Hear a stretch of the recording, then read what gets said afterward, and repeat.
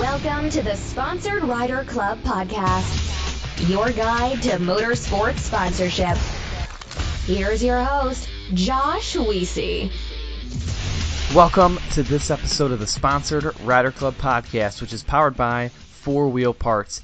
Today we've got off-roader, overlander, and Jeeper Marco Hernandez on the show. He is known for his profile Overland X and his white Jeep that comes along with it. You'll find a lot more about him and his Jeep in this show. But before that, there's a couple of things I want to cover with you. First thing here, 4Wheel Parts. This is the second show that we've had since they've been our title sponsor. And we're going to go through some cool things they have going on this month. This is May of 2019, if you're listening to this. And they have a promo right now called Get Dialed for Summer. So they've got a number of really cool things out there to get your rig set up right. $250 off purchase of 4 Pro Comp tires. So first off, that's crazy and really good. They've got $100 off purchase of BF Goodrich tires. And buy 3, get 1 free on Pro Comp wheels. They got $500 off select suspension systems. And honestly, for me, like, I've got my eye on some suspension right now. Gotta put it out there. But $500 off select suspension systems, 10% off on ready lift items, 10% off on Smittybilt products. Now there are some restrictions there, but you can check it out. And then 30% off LRG wheels. So tons of good stuff. And if you're like me and you start adding up a bunch of stuff in your cart and you're like, holy cow, how am I going to pay for this stuff? You know, they do offer 6 months interest-free financing with a Synchrony car care card. So good stuff there. There's a number of ways you can get a hold of them. I do have a link that you can follow to basically shop now and start adding stuff to your cart. It's bit.ly, so bit.ly/2UJBLSL. But if you can't get all that, just go to 4wheelparts.com or reach out to me and I'll get you directed in the right place. All right, now this show here is intended to give you insights into how to better market yourself and promote your sponsors in the motorsports world. You know, that's ATV racing, that's, you know, supercross, that's off-roading, you know, jeeping, any type of motorsports that you can think of. And we've even seen people extend beyond the motorsports world and just, you know, small businesses and general influencer marketing. They use tips and tricks from the show.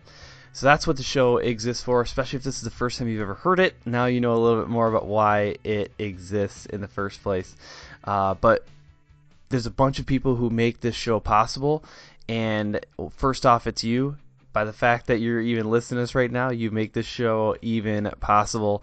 But there are some amazing companies outside of 4Wheel Parts that help us out. One is AMSOIL. They provide amazing lubrication products, and they're a company that runs on freedom. You can go to amsoil.com/rider for more info there.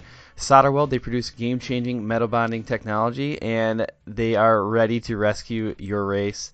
TopThePodium.com, they're experts in motorsports sponsorship and website creation. Bold Racing, they're a family race team and GSP XTV axle specialists.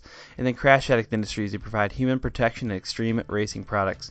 I also want to take a minute to shout out some of our other partners, including MBRP, HMK USA, Studboy Traction, GSP XTV, Diode Dynamics, and of course High Octane Coffee, which you'll hear a little bit more about that in a minute. I would love to get your feedback, and the best way to do that is to go onto iTunes and leave a rating and review. We've got a ton of awesome feedback on there, but honestly, the more the merrier. So head over to iTunes and do that, and then also subscribe. That way you don't miss any of our upcoming shows. Now it's time to get into the show, but first I want to start off with a newer segment that we have, which is called the High Octane Coffee Marketing Tune-Up. And this is where Joey Sylvester of High Octane Coffee gives you a little bit of a tidbit of advice. So that is next. Joey can be reached at Joey Sylvester 8 and also at High Octane Coffee. So check those things out, and then we'll get into the show. What's up, guys? Joe Sylvester here with your High Octane Coffee Marketing Tune-Up of the Day. Today, I want to talk about being omnipresent. Omnipresent means being in more than one place. Don't focus on just building your Instagram or just building your YouTube or just building your Facebook or solely relying on just the sponsors or just the stickers on the side of your car and expect that is going to deliver value and return on investment for sponsors. Make yourself present in your local community. Make yourself present at the race car tracks, car shows, even, hot rod shows. Offer to bring your race car out, put it on display, shake hands, kiss babies, give out autograph cards. Any kind of charity work with children's hospitals, or maybe more animal hospitals are your thing, animal rescues. Maybe making some appearances at local schools. Little kids love race cars. Use that to your advantage and make a positive impact on your community. Also, trade shows, things like PRI, SEMA. These are all things that are very important for you in building your brand and being, like I said, omnipresent. Make sure that when you're making that phone call or you're sending that email, that sponsor has already met you. That person has already come in contact with you face to face, and you're going to be a step up on the game. Today I'm joined by our featured guest, Marco Hernandez. And I'm actually going to let you go into what you do because I normally botch people's intros when I try to say what they do. I want you to tell us a little bit about yourself and about OVRLNDX. All right, man. Hi, this is Marco Hernandez. You already said that. Hey, thank you for the invitation to participate in your awesome podcast. I'm pretty stoked about this, the idea. And OVRLNDX on Instagram. That's my Instagram account. Mm-hmm. And, I started OVRLNDX as my vehicle's license. Oh, yeah. I knew it was there. Number, so. Yeah, I didn't know what came first, you know what I mean? Like, some people say, oh, man, like, I got this really cool Instagram. I'll make the license plate that. Okay. So anyways, I'm happily married. I have 3 daughters and 6 grandkids. Oh, nice. Yes, I got grandkids already. 2 of my passions are really photography and off-roading. Mm-hmm. And I think both of those things complement each other really well. Mm-hmm. And that's how everything started. I own a industrial automation business, distribution business. Mm-hmm. And I've done this since 1995. Nice. It's been a while, and I'm always looking forward for the next off-road camping trip with my friends. Perfect. Well, we've already got a lot in common here. First off, just a note on industrial automation. So not everybody knows this that listens to the show. Like this is kind of like my hobby here. I really enjoy doing this show, but motorsports marketing is not my profession. I've actually been in engineering for quite some time, most of my career. But yeah, I did manufacturing for like 10 years, and a lot of that time was in manufacturing engineering, test engineering. I'm in the test world now, so like I know all about industrial automation. It is super complicated stuff. Super tough. That's awesome, man. Yeah, and technologies are crazy new. It's like every day there's something new. Oh, that's pretty awesome. It's crazy that you said that too. Like every day there's something new because, it might take, years to get, a manufacturing line or a test system set up exactly the way you want it, get it launched, and you look out and we're like, oh wow, we're now 10 years behind. It took us 3 years to do this state-of-the-art thing, but once it's out there and done and like released, like we're now 10 years behind. How did that happen? And now we already finished doing the installation, and now we need a robot to collaborate with the worker, right? Right, exactly. It's wild, but that's pretty cool stuff. And I obviously love off-roading. I love photography, but I am not necessarily good at it, nor have I really invested that much time at getting good at it. But it's on my list of skills that I want to get under my belt, in the next 10 years or so. That's good stuff. Yeah, photography, it's pretty awesome. I've been into photography for a good number of years. Mm-hmm, mm-hmm. Well, you can tell. I mean, it's pretty obvious when you look at the success of your Instagram profile and some of the other things that you've put together out there, even just the pictures that you sent me for, I'm going to use for promoting this show. I'm like, man, that looks really good. Thank you. Yeah, it's awesome stuff. Well, I want to dive a lot deeper into your background. I want to get the story. I want to get to know Marco. And I got some bonus questions that are not part of the outline that I'm going to ask you. I didn't even tell you about this in the pre-interview. I got some bonus stuff I'm going to ask you once we get further into it. But yeah, let's start. How did you first even get into the motorsports industry and off-roading? Well, even though I've never done any racing, I've always liked and have been involved in the off-road scene. Mm-hmm. Since I was a kid, my brothers will race dirt bikes in the Baja races. Okay. And of course, they will drive, lifted 4x4 trucks mm-hmm. with this daylighter lights from KC mm-hmm. back then. Hey, and, wink, wink. Yeah, definitely. Mm-hmm.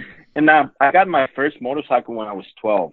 Nice. I got a Yamaha YC80, which was the first monoshock Yamaha that came out in 1978, man. It's been a while. Yeah. And I had other dirt bikes over the years and several 4x4 vehicles, and that's really how I learned about off-roading and even got some mechanical skills that help a lot in my current stage of life, I guess. Yeah. That's good. So you said your brothers were racing Baja, huh? Was that back in the late 70s, early 80s? Yes. Nice. Yes. Late 70s. Late 70s, early 80s. Good deal. The Baja, it's just amazing how that's just kind of hung on there and still is a big, just such a big event. Pretty much a world event at this point. There's Dakar and Baja and, those things just cross multiple genres and cross multiple countries, and it's a big deal. Yeah, it's well known. Yeah. Okay, so that's good. So you were into that stuff early on. What happened next? Well, because of photography, I wanted, because I didn't have a 4x4 before the Jeep. Mm-hmm. I was just driving a regular vehicle and doing my regular job. And then I've started looking to Jeeps because of the photography hobby. I wanted a vehicle capable to take me to remote places and do nature photography and probably hiking. Mm-hmm. So I started looking into the Jeep. And then I started learning about it because I never had a Jeep before. And, it had to be a Rubicon because of its OEM lockers mm-hmm. and sway bar disconnects, Yep. And that's all I needed. I was not going to need, a lift or big tires. I just needed a 4x4 Jeep. Oh, it's such a classic, newbie Jeep mistake to think that you're just done there. Yeah, that's all I need. That's it. I just need that. I'll stick to 32-inch tires, and then that's all I need, right? Yep.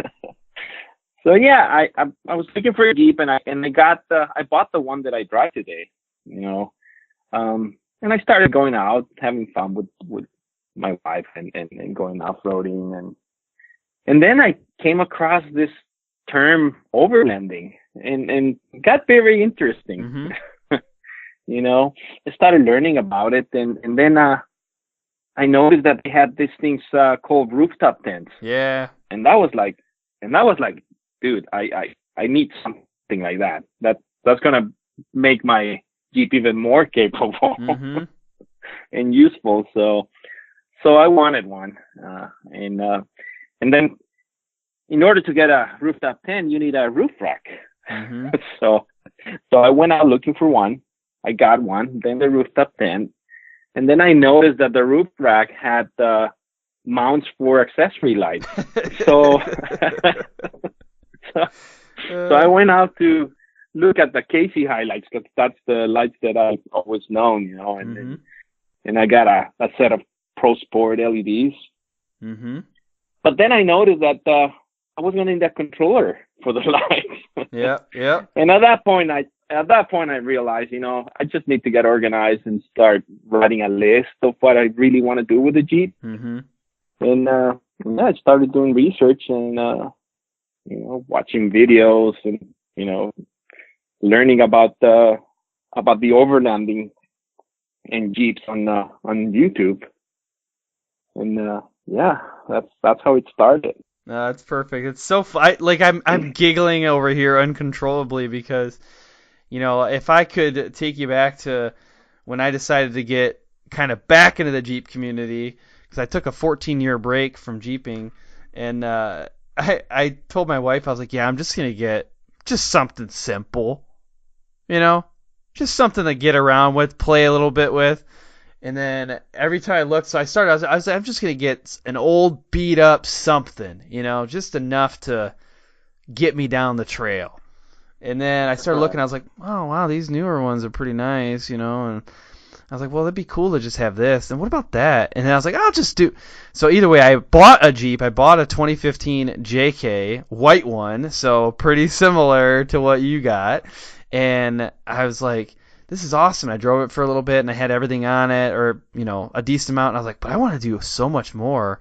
I was like, I kind of want to start from scratch. So then I went out, and I told my wife, I was like, look, this is it. I'm just going to buy a brand new 2019 Rubicon, and it has 33s from the factory, and it's got good suspension. I'm just going to drive it. I'm just going to not touch it. I'm just going to, and I think within the first weekend, I had the front bumper off, and I was putting a bumper and winch on it, and she's like, oh, yeah, okay. Tell me a little bit more about how you're just going to drive it. I was like, yeah, about that, I found these really cool rock sliders for Motor City Aftermarket. I want looking at those. And either way, so I get it. It's crazy, but you went all in though. I mean, your rig is set up, and we're gonna talk a little bit more about how you got there too. But what are some of the things you got done to that? I gotta blame someone. Yeah. Looking on. I was watching YouTube and learning. I ran into trail recon, mm-hmm. and that was a big thing. Mm-hmm. I subscribed to the channel, and then I started learning more from Brad, and started doing more upgrades, and that went crazy. After that, he reached out and he wanted to do. After I did the suspension and the tires and all this. I built my own drawer system. Yes. Yep. The rear of the Jeep and the fridge and all that. He reached out and he wanted to do a Jeep walk around of my Jeep for his channel. And that really gave a lot of exposure to Overland X. Mm-hmm. After that video, my Instagram account started to grow like crazy. Mm-hmm. And today is that video. It's second most popular video on Trail Recon channel. Nice. Got almost 900,000 views, and it's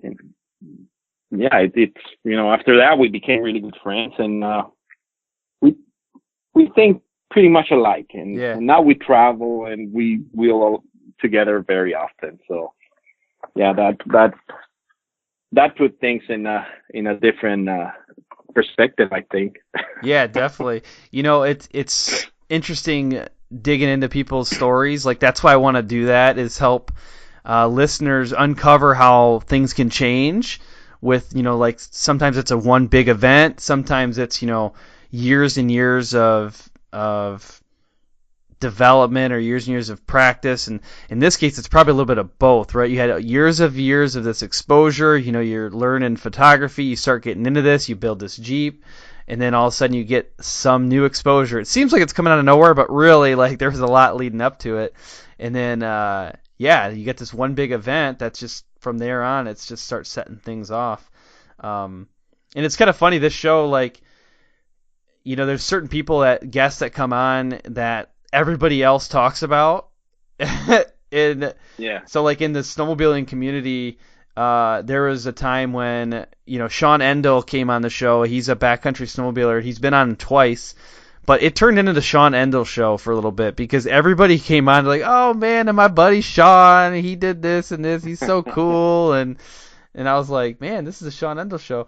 And then it's turned now into the Brad Coates Trail Recon show because, you know, I've been like poaching all of his buddies. Like I watch his videos too. So I had Rob Spencer of Venture to Wild on, and, you know, I had Brad on, and now you're on. Like, all right, I'm just going to start picking these guys off, you know, just pull them on the show here. And then they all talk about Brad, and it's all good.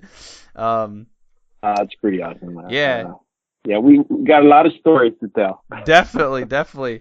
So I promised too, now before we get into the sponsorship stuff, I promised that I'd ask you some bonus questions here. So the first one here, how did you master the off-road beard? Because you got it. You got it. You know, yeah, I do. And, you know, that's funny, too, because Sean Endel also had, like, he had mastered the whole beard world. And so there's some similarities here. That's funny. So, my grandkids love it. Yeah. You know, and that's probably one of the main reasons that I haven't, you know, changed that. And, and I like it, too. You know, I got used to it. Yeah. And, you know, I like to do things like comfortable, and you know, if I need to do a lot of work to the beard, I will get rid of it. You know, right. But I guess I got used to it. Yeah. It's funny because, you know, I mean, you'll talk about this in a minute probably, but you know, off the grid surplus, man, they love your look. They target the heck out of me too on social media. Like every other ad is like, I see Marco, you know, walking through the desert, like, you know, you've been out there for, you know, 60 days camping in your Jeep, and like you just got the beard is perfectly, you know, kept up, and but yeah, they target me like crazy. I'm like, man, I want to be a cool off-road dude. Like I want this too. I want to buy all this stuff. But I love those guys, man. Yeah, that's cool. We'll talk a little bit more about that. But that before our bonus question number 2, and also about mastery. How did you master the Overland chef gig? No, I'm not a chef. You're not? I'm not. I don't even work. Yeah. As a cook anyway. You know, it's just something that I like. It's just a hobby. Yeah. It's just a hobby, and I like to cook for my kids. You know, I guess I like cooking. You know, I love watching people enjoying what I cook. I think that's one of the main reasons that I got into the you know, camp side cooking. You know, I don't believe that going camping needs to be a sandwich or, you know, just a regular meal like that. No, I think we can have good chow. Yeah, definitely. I had to ask that question because there's multiple people actually said something to me about it in both on the Sponsored Rider Club Facebook page, the group page. People are like, you gonna talk about food? Like, you gotta talk about food. Yeah. And then also I feel like every time I see a Trail Recon video, you're cooking. You know, everybody's like just chowing down. I think Brad's done a couple like features on your food, so that's pretty cool. Yeah, I really enjoy cooking. It's been fun, and you know, I've been trying new things without the blender, without the regular kitchen utensils, you know, and that's worked out pretty good. Oh, that's a lot of fun. Well, I want to talk a little bit about what you're up to today. What like right now? What are you pumped about? What are you excited about? You know, in your world. Well, we have the Overland Expo West coming, right? And that's the biggest thing that is coming now.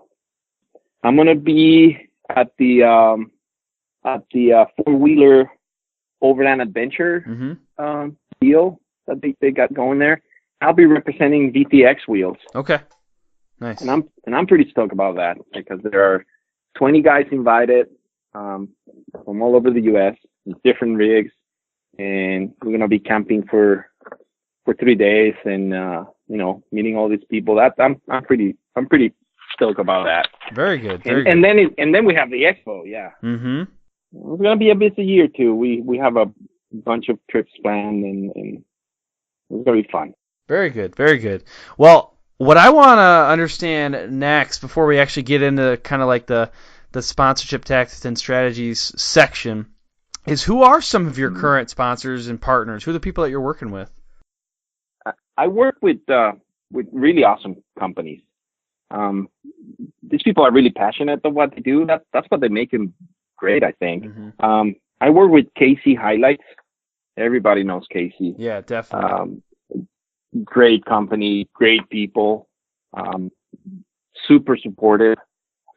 Also VTX Wheels. Mm-hmm. I love Rich, the owner. He's a great guy. And he's always there. So I work with them. I just started working with TerraFlex. Yeah, I saw that. That's awesome.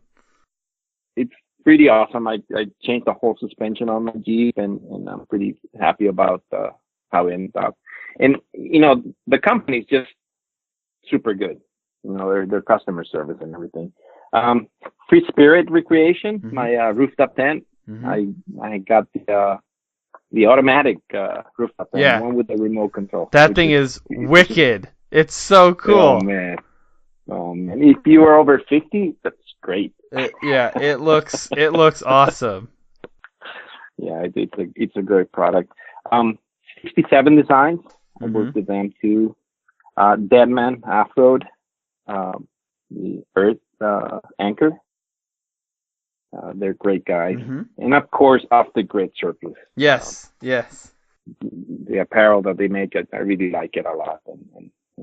And that's all I use, I guess, I think. I also have worked with Wilco Off-Road. My bumpers are made by Wilco. Yep. We were at the last year expo in the booth, showing the Wilco bumpers for the Jeep. Mm-hmm. And recently I started working with Noco, the battery chargers. Okay. Yep. I work with them. Jane Ride Off-Road. They're very supportive. They've been helping me a lot with my flat fenders that I just installed. Mm-hmm. Worked with a company called Waypoint Watches. This guy from Nevada, he makes this pretty cool pen watches, and I work with them. And of course, my cooking partners. I work with Tembo Tusk and Flat Pit. Yeah. I was going to ask you about Tembo Tusk if you didn't bring that one up there. Oh, yeah, definitely. Yeah. They're my cooking partners, man. Right, exactly. I don't go anywhere without my scuttle or my flat pit. Mm-hmm. And I work with them. I recently started working with Milestar tires. Yep. We're just doing a photography campaign for their Patagonia tire. I got 38s now on my Jeep, and I really like those tires. So yeah, those are the people that I've been working with. And it seems like Milestar has been making a pretty big splash recently. I'm seeing a lot more of them out in the Jeep community. Yes, it looks like their campaign is pretty strong. Yeah, definitely. They were at the EJS, and following week they were at the Jeep Beach in Florida. And so yeah, they're all over the place. Good. Well, what we're going to do in a moment here is kind of talk a little bit more about sponsorship tactics and strategies in Heat 2. But before that, I want to take a minute to thank the sponsors for this podcast. Hey guys, George Hamill here to talk about SolderWeld's new off-road repair kit. If you're a racer of any type or an off-road enthusiast like myself, you're going to want to take a close look at this product that bonds metal on the spot. SolderWeld has combined some of their most elite products into one small kit that fits perfectly under your seat or strapped to a roll cage and allows you to make some insane fixes anywhere you go. How many of us have been in a race or out on the trail and got a rock chip in a radiator or brake line? We have seen a top-tier desert race team at the 2019 Mint 400 taken out by a simple rock to the radiator. If they had an off-road repair kit on board, they could have been back up and running in just minutes. The kit includes everything you need to work on dirty aluminum, stainless steel, copper, and many other metals. SolderWeld's cutting-edge technology allows you to make these fixes with extremely low heat and incredibly high tensile strength, leaving you a lasting fix every time. Don't be that guy broke down on the side of the trail. Get your off-road repair kit today, and your friends will thank you. 2 questions I get continuously about this show and about sponsorship is, do I need my own website and do I need a resume? The answer is, in my opinion, yes to both, and that's why we partner with TopThePodium.com. Now, if you want to see an example of what a professional website and what a professional resume looks like, you gotta check out TopThePodium.com. They did my website. The Sponsored Rider Club Podcast website is sponsoredriderclubpodcast.com. That was created by Jeff Vanistall of TopThePodium.com. I think it's awesome. I get a lot of good feedback about it. And there's a number of other websites out there that Jeff has produced that are just phenomenal. So I think it's important in this world of social media where you have control of your content. That's what a website does. It gives you full control. We don't know what Facebook's going to do sometimes. We don't know what Instagram's going to do. We don't know what Twitter's going to do. So if we don't have that central location to direct people and house our content, there is some risk that we incur. So I strongly recommend getting a website, talking to TopThePodium.com. And then the resume, again, is massive. And if you want to stand out, get it done professionally. And honestly, it is one of the best ways to step up your game and present yourself in the best way possible. Let's talk about AMSOIL. Maybe you've seen them at Sturgis or the AMSOIL Championship Snowcross Series, maybe your local track. Maybe you heard about them on this show. They are all over the power sports world, and here is why they get it. They're a bunch of gearheads just like you and I. They're riders, they're racers, just like us. They're also chemists and engineers, which means they're good at making synthetic oil. That's what we want them to be good at. Their time at the track and on the streets, it gives them that first-hand knowledge of how tough equipment is on oil. Extreme heat, increased stress, high RPM riding, it all works against you in your ride to basically get you sidelined. But no worry, AMSOIL handcrafts synthetic lubricants that fight wear and resist extreme heat so that you can get the most power and best performance out of whatever it is that you ride. Visit amsoil.com/rider for more details and check out their full line of products for anything that you ride. Family race team. Those are the first words that come to mind when I think of Bold Racing. And the next one is actually axles. Bold Racing is a premier distributor of GSP XTB axles. And if that wasn't cool enough, they just came out with an entirely new axle called the Revolution axle. It is a hollow tube axle. It's really cool. If you head over to their website, gspxtb.com, or you can find out more at boldracingltd.com, you can find out how this new axle technology works. So they are saying to view this as a fuse for your drivetrain. So the hollow tube CV axle twist technology actually increases the strength and reliability of the axle, and it also reduces stress on the drivetrain. Plus, honestly, it's super cool looking, and if people know me, they know that I really like cool looking stuff. So they come in this really cool gold color. Check it out. It's absolutely revolutionary. Safety is our overriding priority. I hear it all the time, but I have to ask myself, is it though? Is that the first thing we think of? Is that the first thing you think of? Over the past couple of years, we've seen the performance of production UTVs increase, somewhere around 350%. That means these machines give us a lot more opportunity to have fun and win races, but it also, unfortunately, gives us new opportunities to crash. And that's why we have partnered with Crash Addict Industries. The owner, Travis Pointer, became very accustomed to crashing early in his career. He saw it as inevitable, and he set out to make the process safer. With a passion for racing, welding, and engineering, Crash Addict Industries now produces full cage and other protection systems intentionally designed to protect you during an accident on the track. They also offer a line of human protection products through their vendors. Do this for me at this point. If you're racing with a stock cage right now, please go check out crashaddict.com and at least just see what they have to offer. Even if you choose to go with a different company, please make safety your overriding priority. All right, welcome back, everybody. We're going to talk about sponsorship tactics and strategies in Heat 2, and we kind of broke this down in a couple of different sections here. The one I want to start with is just general content creation. And, specifically when I talk about content creation, I talk a lot about how do we make that content engaging. So from your standpoint, you've got, the focus on photography, and obviously you've seen the strong growth in Instagram profile, and you've got a lot of partnerships that you've built, largely based on content.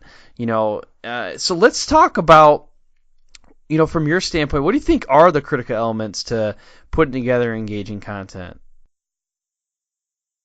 I believe that keeping things real and truthful is very important to create engaging content. People appreciate sincerity. I know I do. Mm-hmm. And of course, it's very important to have good photography and interesting professional footage, but we look into content to get something from it, I think. Mm-hmm. Either learn about it, understand a lifestyle, or make a decision when acquiring a product. That's why I think content should be kept real. Mm-hmm. Yeah, I like what you said there about, content should bring you something, and that was something that I know I was really passionate about in putting this show together. I very much wanted, like, every minute to add value to somebody. So if they're listening to it, I'm, like, always thinking, all right, are people getting value right now? And value comes in many forms, right? Entertainment is one. Obviously, the show focuses a lot on knowledge transfer and, personal development and things like that as well. But yeah, I think that there's so many ways that we can deliver that stuff now. And it's actually almost a little overwhelming, right? Like, there's so many options. We were talking, earlier about videos and the challenges with editing that, and how podcasts are relatively simple in comparison to video. We were talking about this in the pre-interview, so everybody listening isn't going to hear all that. But it's just like it's kind of crazy when you think about all of the different elements that go into this stuff. So yeah, so sincerity, that makes sense. So from that, like, how do you now transfer, good photography and sincerity and a good, genuine approach to your content? How do you now translate that into helping promote your partners and even your own brand in the process? Well, I guess, again, keeping things real made you a better influencer. Mm-hmm. And that's what partners are looking for, really. If you have followers who trust you, they will look into products that you're using, and that's good for everybody. Both the end user and the company will benefit from that. Mm-hmm. So I do show in my pictures the product that I use because they are part of my lifestyle, and that's what I'm sharing. Mm-hmm. So I try to keep it like that, no? Yeah, what you just said there, as part of your lifestyle, I think it's pretty important. So, for example, we talked about the off-road grid surplus, right? You fit that brand. Obviously, you fit the brand, one, because they keep promoting you in a lot of their ads and things like that. But number two is, like, I look at it and I'm thinking, yeah, I want to be that guy. Like, it, you know what I mean? It fits. But let's say in a different sense, if you were, oh, shoot, now I got to try to come up with an example here. I don't know. Shoot, why can't I think of it? I'm going to have to edit this out because I'm spacing on a different product out of the millions of products that are out there. So let's say a fruit juice, like Nature's fruit juice or something. If someone said, hey, can you promote this Nature's fruit juice? Like, we market it to, teenage girls in urban areas. You're like, okay. Do they weird. do they off-road? Like, no. No, they don't, but we'll give you, you know, a bunch of money to promote it. Like, okay, well, I'm not going to sell anything probably because they're not going to care about what I'm doing, or, you know what I mean? So, like, that wouldn't make any sense if you're trying to market that, you know, specific fruit juice to this group. Like, it just wouldn't fit your personality. It wouldn't feel right. And Right. it wouldn't actually sell anything in the long run either. You know, it's like everything. There's a niche market for everything, and I think they're pretty much set in that niche. You know, Mm-hmm. so I think that's why we get along with them so well. Right. Well, that's even one thing, like with this podcast. When I first created it, I did not think it was like a niche thing, right? Because I was so intrigued and interested in motorsports for pretty much a whole life, and it just kind of like everything seemed like it made sense to me. And I actually always felt like it was too broad, right? Like I felt that I didn't go deep enough into one area because I talked about snowmobilers one day, and then, you know, then I talk about UTVs, and I talk about dirt bikes, and I'm like, it's all so, you know, crazy broad. And now I'm even talking about Jeepers, and I'm talking about Overland, and but when I explain it to other people, they're like, wow, that is the most specific podcast I've ever heard in my life. I'm like, no, like I just talked to somebody from NASCAR, and then, you know, I just talked to somebody else that does Supercross. They're like, yeah, super specific. I'm like, oh, okay, I guess so. But yeah, it's all like relative too, of, you know, what's that true niche, and how do other people define it. I think so. Yes, I agree. Good. Well, do you have a strategy when you're putting together photos and content? Like, some people I know just wing it and make good stuff. You know, I'm not one of those people. I gotta strategize. But how do you do it? I'm a photographer and not much a video creator. Mm-hmm. Even though, as I told you before, I'm getting more into it, but I still need to learn more about video. Mm-hmm. This is to create diversity in my content. But I always aim on posting good photos that will show a story, mm-hmm. and a caption that will make sense with the picture. You know, in order to tell a story, the caption and the photo need to be well planned. And so I use photos with good definition, you know, composition, inside the rules of photography, and always keeping in mind that the square format, like on Instagram, mm-hmm. the square format, you know, it makes it a little difficult to work on that composition. Yeah. So you need to keep that in mind, and that's what I do. Even though I post daily, I don't overdo it. Mm-hmm. I only do regular posts once or twice a day at the most. I do post stories on Instagram quite often. Mm-hmm. Those seem to work pretty good. But the stories that I do is more for product or location, or if I want to say something, you know, about anything. Mm-hmm. But the regular post is just one or two, you know, just keep it like that, and people will be more interested in their content, I guess. No, that's good, and I encourage people to have some sort of strategy like that. I mean, if you can wing it and have success, like, bravo, you got this figured out. Like, keep doing that. But most of the people that I talk to have to really think about it. Like me, I'm one of those people. I have to really, really think about what I'm going to do, when I'm going to do it. And I think about it while I'm taking the photo or while I'm doing the video. I'm a little more random with stories. I think that the stories offer that ability to be a little bit more spontaneous and things like that. But yeah, I encourage people to get a strategy. I actually, you know, this is a great example, right? A lot of your content has, you know, started and built off of the, you know, your Instagram page. But yeah, I mean, you've got a website now. I'm assuming the website came after the Instagram page. But yes. Like, I told people, I actually literally just talked to somebody today about this, and they said, well, I'd love to get into, you know, they're building a race car. They're like, I'd love to get into, you know, the a full build, but gosh, I don't know how I'm going to afford it. And he's like, I think I can get sponsors and everything, but I don't know where to start. I don't think I deserve sponsors. I just don't know what to do next. And we talked for a little bit. I was like, you know what? I mean, there's so many starting points. It's like crazy, but I said, you're talking about doing a full build. I said, start on Instagram. Like, let's start, like, go home today, post up something, and capture the entire experience. YouTube would probably be a good platform for capturing like a build. I said, just start posting it up, the challenges you run into, and like, all the different things you're adding, the different components you're adding. I said, probably, most likely, someone's going to reach out to you and say, hey, want to run my headers?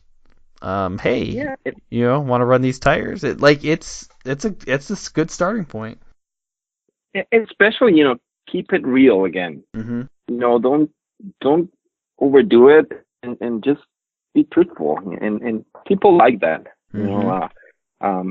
I see a lot of people that I follow on Instagram, never met them before, and I'm always talking to them, via DM and or through their post, and then I meet them in person, and it's like, I've known them all my life. Yeah. And because that's the way they are. They are the same, and that's very important.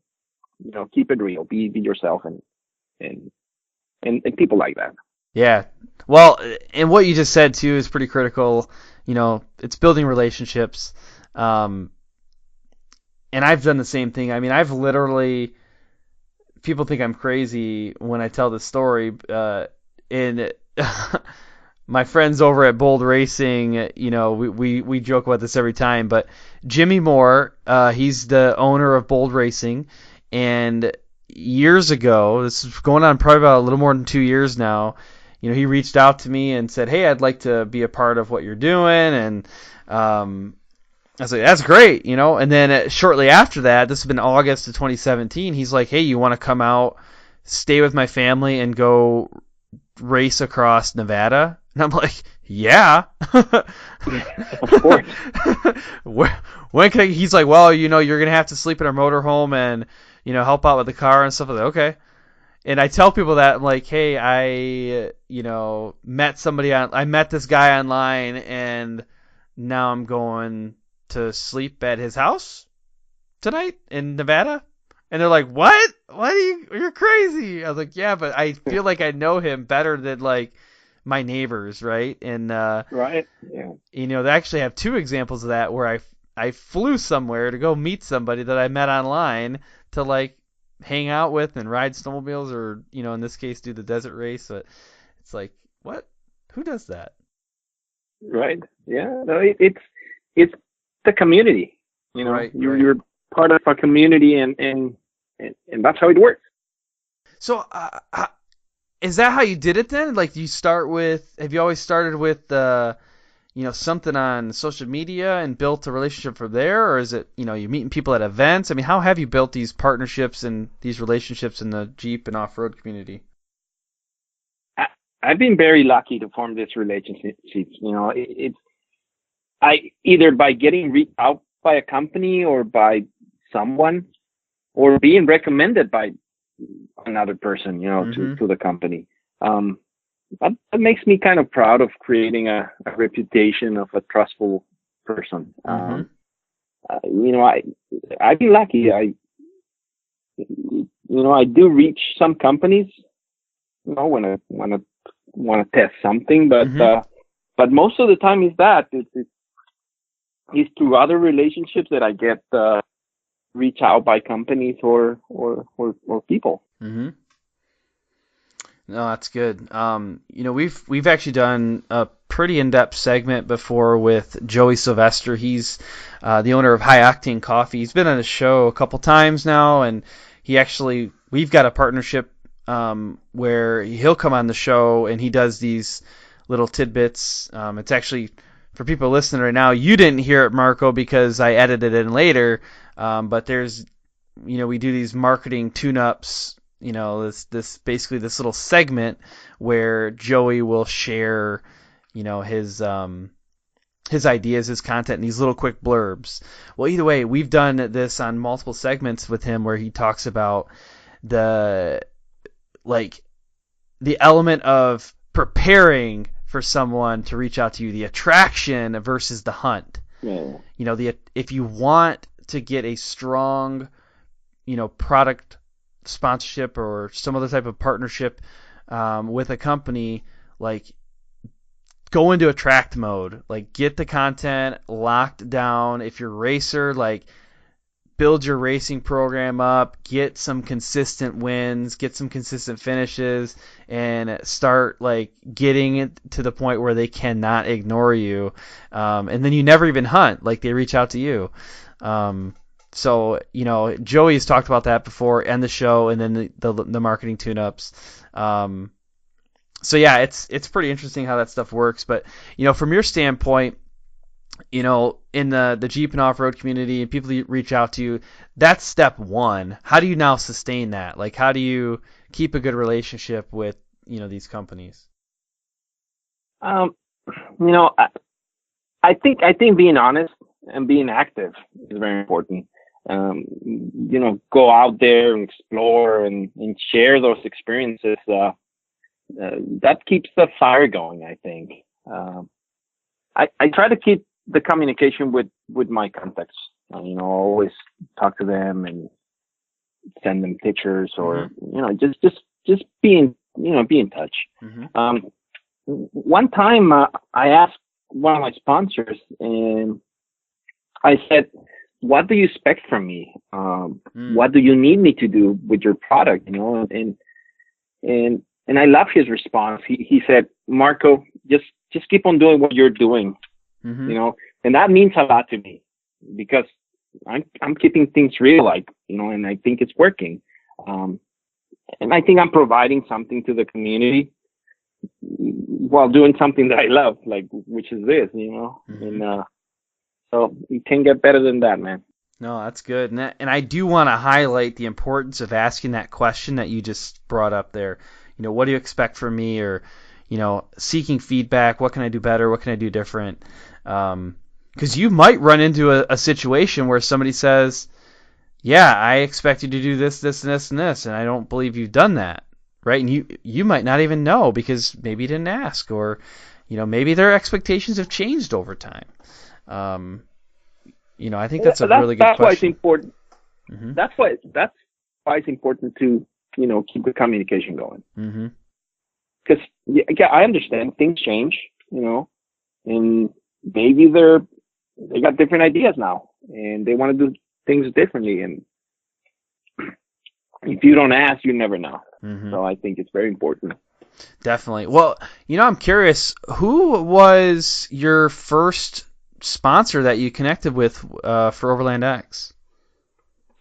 Casey Highlights. That's what I thought. I just wasn't sure. That's what I thought. Yes, it was Casey. Casey Highlights. Super helpful. So how did that come about? I mean, I have some guesses, but I'm curious how that came about. I'll tell you. After the Trail Recon Jeep walk around, mm-hmm. They reached out because I was already running their Pro Sport LEDs, mm-hmm. and so yeah, that's how everything started. No, that's perfect, and that's what I thought, and I was hoping you'd say that and confirm it because it leads to something that I like to highlight here is, if you become associated with people who, have partners or sponsors, that you appreciate or that you also would like to connect with, that's a great way to get the visibility, right? You probably weren't seeking that initially, or if you were, then that's really strategic, to even make that all happen. But, most of the time people aren't seeking that out, but they just realize, oh, wow. When I say they, I mean the company, right? The company's like, oh, wow, this newcomer, or someone that I'm not as familiar with just, entered into the scene here. Interesting. Oh, and they're associated with somebody who we already partner with and we already have good results with. Let's give them a call. Yes. Yes, I think that's how it happened. Good. You know. Now, you also said that you recently changed over all your suspension to TerraFlex, right? That was just pretty recent. Yes. So how did that happen? How did that relationship come about? I used to have a different suspension system, and I was looking to the TerraFlex, you know, and I wanted to do something different on my Jeep. And thanks to Rob Spencer, he put up the work for me with TerraFlex. And so they sent me the application. I filled the application, did my presentation, and they approved it. You know? Oh, perfect. But yeah, that's another example. You know, making these relationships, it works out pretty good. Because Rob, he's pretty well set with TerraFlex, and they trust him, and they love the guy. Oh, that's perfect.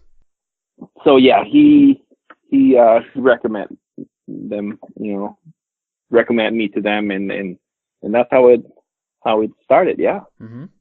Yeah. One thing that you said that I just want to dig into a little bit is, you know, made the presentation. You know, what? I mean, you don't have to get into all the details, but like, what was that consist of? I mean, did you go somewhere and present some information, or did you put together a packet of information and send it to them, or call them up on the phone, or like, how did that work? I did a PowerPoint presentation. Oh, okay, nice. with photos and, you know, and what I do, and yeah, and you know, the story of what Overland X is, and yeah. Perfect. So I sent it. Were you able to? You sent it to them, or you were able to deliver it in person? No, I sent it to them. Oh, perfect. Again, computers are, you know, the fault of everything is the computers. So. Yeah. Well, that's pretty cool, though, because, you know, a lot of people on the show talk about media packets and, you know, how they present information, and there's just so many ways that you could do it now. But yeah, I think, you know, PowerPoint, or I've seen some people create websites, you know, that they can share, that have some of the similar look and feel to, you know, to that. I've done a lot of my pitches to folks if they've reached out to work with the podcast. Like, I have basically a deck of information that I'll send to them. You know, a lot of people when they reach out for the podcast, they want to understand, you know, what's the, you know, what do your downloads look like? What's your social media exposure look like? So I have basically a dashboard of metrics that, you know, I just have ready. If somebody says, hey, I'd like to, you know, work with you, blah, blah, blah, I'll send them that stuff and say, hey, here's here's everything. So that's kind of like my presentation. Usually it's followed up, either preceded or followed up by some sort of phone call or, you know, conversation like that. But you know, emails, you know, follow-up emails and send more information and that. But the PowerPoint seems to work pretty good for me because let's say that you do a PowerPoint. There's so many tools in that, you know, in that software that you can put a link to a video that you want to show to people on that same presentation. Yeah. You know, instead of sending a list of links, YouTube links. So yeah, that works pretty good. Yeah, that's a good one. I actually don't think we've talked about that specific, you know, usage for PowerPoint on the show before. So that's pretty good. I'm glad you brought that up. Well, perfect. Well, I actually want to transition now into the main event, and as part of this, I call it the lightning round. If anybody's been listening to the show for long enough, they'll know that I actually changed the definitions of the main event in Heat 2, Heat 1 a while back. I'm curious if anybody ever actually noticed that, but either way, the lightning round here is intended to be like, you know, kind of what's the first thing that comes to your mind? I just have 3 questions in it. And then, you know, there's a couple things I might pull out of it, but so are you ready for that? You ready for the lightning round? Yeah. All right, do it. Perfect. So, first question here. If you could sponsor anyone in the world, who would you choose and why? That's an easy one. a kid with special needs to go to the Special Olympics. Okay. I think that an athlete that goes way beyond his capabilities in order to succeed. Just think about a kid with special needs. Oh, that's good. I think that. Yeah, I think so. And the reason why I asked that question is I feel like everybody has their own set of personal values, and those personal values, if they see that in someone else, like they have the opportunity then to help that person, that's where they're going to go. And companies do the same thing. Companies have values, and then the people who represent the companies have values. So if they see that, they're going to pursue them. I mean, I would imagine for you, if you see now, a kid with special needs who has, overcome some significant obstacles and is also genuine and honest, like that seems to me like you're perfect person there. Right. Perfect. Definitely. If you could, I already know the answer to this. If you could only use one social media platform, which would you choose and why? Instagram, hands down. It's, everybody, since I've been asking that question, everybody has said Instagram except for one person, and I'm going to see, you probably don't follow all the guests of my show, but you follow one of them, so I'm going to see. There's one person that said not Instagram. They said YouTube. Who was that? Who do you think? Brad. Yeah, for a reason. Brad. Oh, okay, you've probably heard that show too. Yeah, so he said that. I don't think anybody else has said it YouTube, but yeah, it's like whatever platform I'm, the most successful on, like that's the one. I totally want to say Facebook because I've been on Facebook for the longest and I feel like I've invested the most amount of time and energy into Facebook over the years, but I like Instagram now. I really do. The format is so photo friendly that it's the best. I know in Facebook. My opinion. Yeah, and it's pretty consistent across the people on the show too. But like, I know that Facebook owns both of them. And I do my live shows on Facebook, and that's a lot of fun. I think that's a pretty cool platform there. But otherwise, I kind of want to punch Facebook in the face. Like, I really just get this general anger every time I use it. I don't know, like it's, you know what I mean? Like even when I'm trying to clear notifications, like what is this? Why? I don't even know how to use it. Yeah. Why do I have this notification right now? And why can't I clear it? And like when I click on it, why does it take me somewhere that's not what I don't know. It's just like it's always glitchy and always annoying, and there's always weird stuff on there that I don't know where it came from. Whereas Instagram, I'm like, it's like, oh yeah, Jeep, UTV, dirt bike, yes, snowmobile, yes, Jeep. Oh, there's another snowmobile, great. You know what I mean? Like it's just everything I want in a little package. Yeah, Facebook is so important, but it's so annoying. I know. I still want to smash Instagram sometimes too.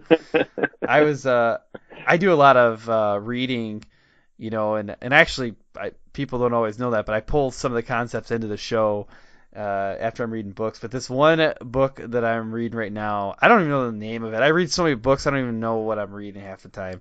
But it's like about picking out the exciting stuff and the mundane activities, and this guy's talking on there like, shoot, I kind of lost my train of thought here because I was focusing so hard on what the name of the book was, I couldn't remember what I was actually going to say. Shoot, what were we talking about? What were we talking about right before I took us down this avenue? Oh, the hate! I got it.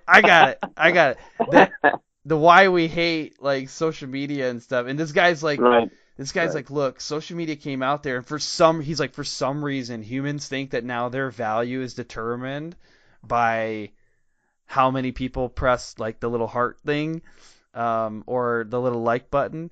And he said so many people get obsessed with it to the point that they don't actually enjoy whatever it is that they were going to enjoy. So he was basically saying, because he's a photographer as well. And this guy's saying, look, I go to these amazing, beautiful places, and I see all these people, like, they're looking down at their phones because they're posting a picture that they perfectly curated, and they're posting on Instagram, and they're not even looking at the thing anymore, whatever they were looking at.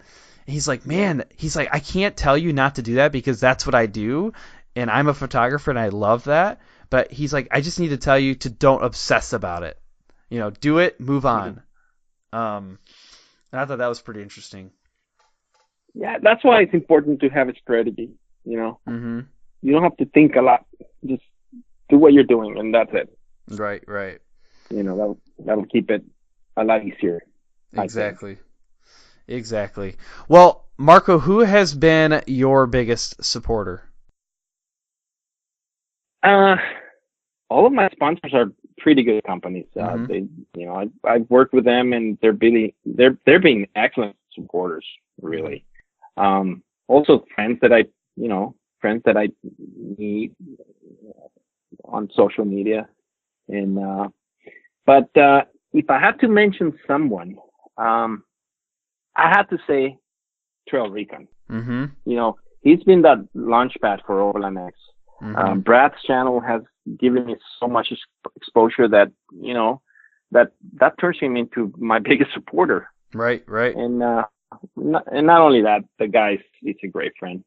Yeah, I'd say something else that I'll just point out with the relationship there is you two help each other with projects, and then you'll create content together and then share that content. So that's really good, and especially if you have companies like say KC. And I think he's with 67 Designs as well, right? Both of those companies are now benefiting from you two working together. So it's kind of like a bonus collaboration effort.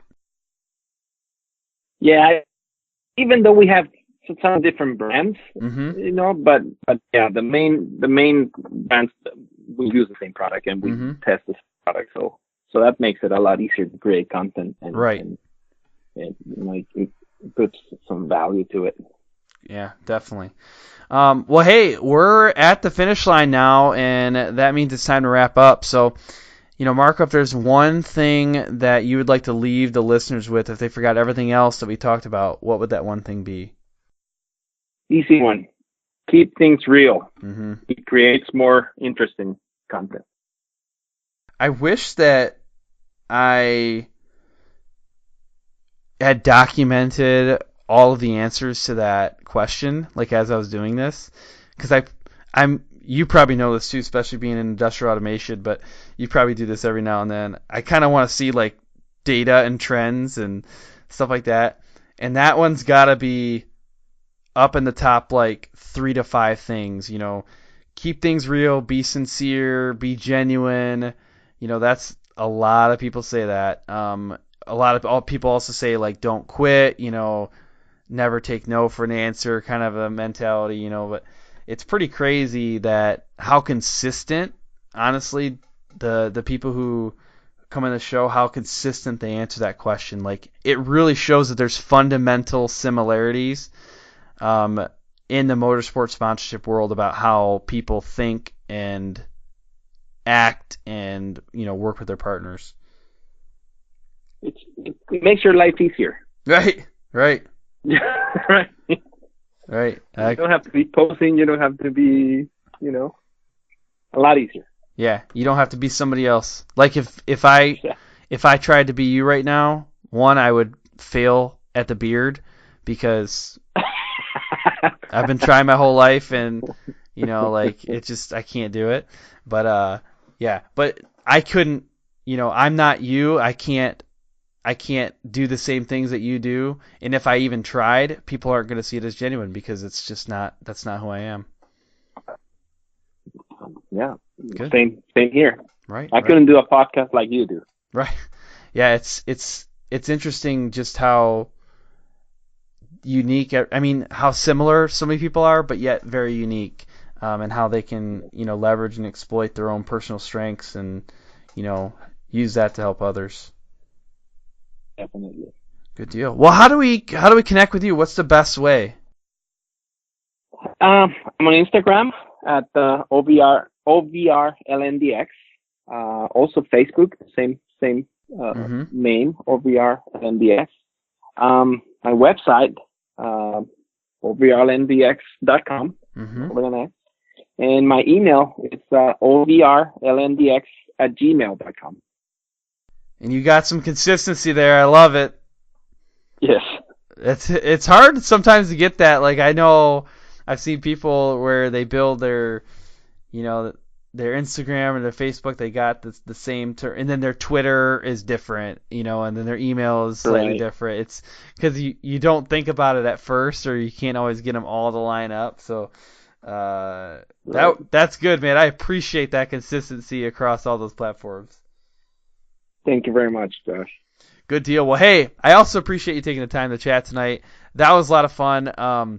I felt like we got into some good topics. We've covered some things that we've never actually talked about in the show before, which is getting harder for me to do after doing 150 plus of these things. But yeah, I really appreciate your time, and I want to leave you with this. Have fun and ride safe. Thanks for listening to this episode of the Sponsored Rider Club podcast, which is powered by 4Wheel Parts. Be sure to subscribe so that you don't miss any of our upcoming shows. Follow us on social media as well. That's where we share a lot of information and upcoming guests for the show. Pay specific attention to our Facebook page. That's where we do our live shows 2 each month. To get some insider access and upcoming guests, you can also check out the Sponsored Rider Club on Facebook. That also offers a forum for best practices sharing, so you can ask questions and get answers from the motorsports community. A special thanks goes out to our sponsors, 4Wheel Parts, AMSOIL, SolderWeld, Bold Racing, TopThePodium.com, and Crash Addict Industries. I also want to shout out some of our other partners, GSP XTV, MBRP, HMK USA, Studboy Traction, Diode Dynamics, and High Octane Coffee. I look forward to serving you again next week. Until then, have fun and ride safe.